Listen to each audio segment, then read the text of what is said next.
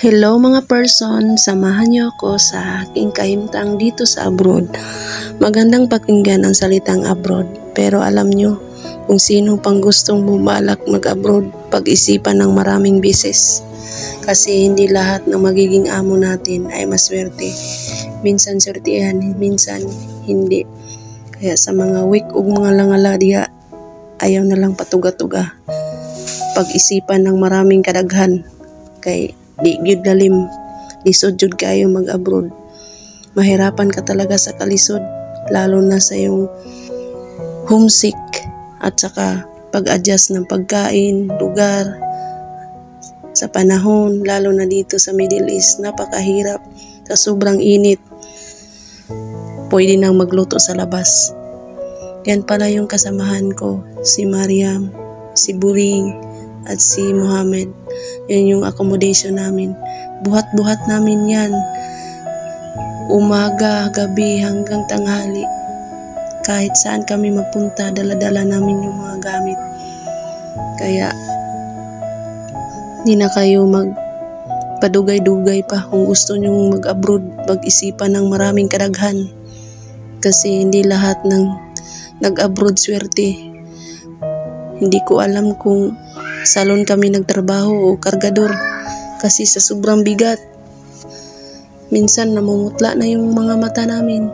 Minsan yung init ba, lumalapos talaga sa iyong mukha papunta ng heart. Istingala-ngala. Dinadaan na lang namin sa sayawan para mawala yung pagod namin.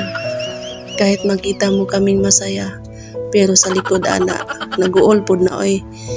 Labi nagmangumusta unya. May inundayog. Asa na ang padala, agay. Hulat lang ang padala, pero wala gyud nangumusta. Munay nakapait sa OFW. Pero giantos ang tanan, basta lang na ay maipadala sa pamilya. Kaya kung makita nimo ang among lugar, dire okay kayo. Labaw pa sa all right. Yan pala yung mga namin, sasakyan. Kinukuha ko yung mga gamit namin at saka yung resibo para pangbigay ng customer o client namin mamaya. Iniready na namin kasi nasira yung sasakyan. Kaya ayan yung driver namin, si Mariam, yung babaeng walang pahinga. So, mga kabayan, wag na kayong mag-isip-isip pa kung gusto nyong mag-abroad. Pag-isipan nyo kasi hindi lahat maswerte. Kung pwede naman dyan sa Pinas, dyan na lang kayo kasi mahirapan ka talaga. As you can see, mabubutlog ka, mabubuang ka talaga kung wala kang kausap, wala kang internet, hindi ka talaga maging masaya. Maghalo-halo talaga yung pagod at ang hirap at ang kalisod. Ayan guys, papunta na kami sa client namin. Ang ganda ng lugar dito guys, sobra lang mainit. Kung pwede lang, dalhin ko tong mga buhangin dyan sa Pinas. Dadalhin ko para may souvenir ba. Ayan guys, nagumpisa na kami manglampas ng paa. Maputi pa yung paa ko kaysa sa paa ng client. Tignan nyo guys, pinapass forward ko lang para hindi na mahirapan sa kalisod. Yan yung kasama ko, si Buring, si Miss Brenda at saka si Baliling. Dinadali-dali na namin guys kasi ang nakakapagod guys at saka nangangamoy na yung paa ng impacta. Ay, este ang camel, este ang client pala. Proud akong na maging manicure pedicure. Ayan guys, umuwi na kami at sumakay na kami. Kinuha ko na yung bahaw guys. Kainin ko kasi sobrang gutom na at nagugusla na talaga ako. Yan yung pagkain namin guys. Dilata lang palagi. Tinapa or ginamos. Yan pala yung kasama ko, si Buring. Hi Buring, mag-hi ka nga Buring. Kasi mag-i-enjoy ka lang sa trabaho mo. Mawala talaga yung pagod mo. Kaya tiwala lang.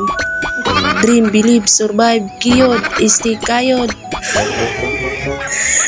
Ayun guys, Hinati ko yung pagkain ko guys, binigay ko kay Buwing kasi share ba para may blessing. Kahit mahirap man guys, laban lang. Walang atrasan. Ginusto mo yan eh. Mabuhay tayong OFW. Huwag tayong surrender. Dream, believe, kiyod, kayod. Basta tiwala lang at sipag at syaga. May awa ang Diyos, manalangin at magdasal. Di lang tayo ganito guys. Hanggat may tiwala, may pag-asa guys. Labanan lang natin ang ating problema. Dasal at tiwala lang. Basta manalig lang tayo. Mag-ampo lang kita sa Ginoo. Di lang kita magpawala sa kalisod o sa kaguol. Mag-ampo lang kita. Mora gid na akong istorya. Salamat sa inyong pagtanaw. Mabuhay ang OFW. God bless us all.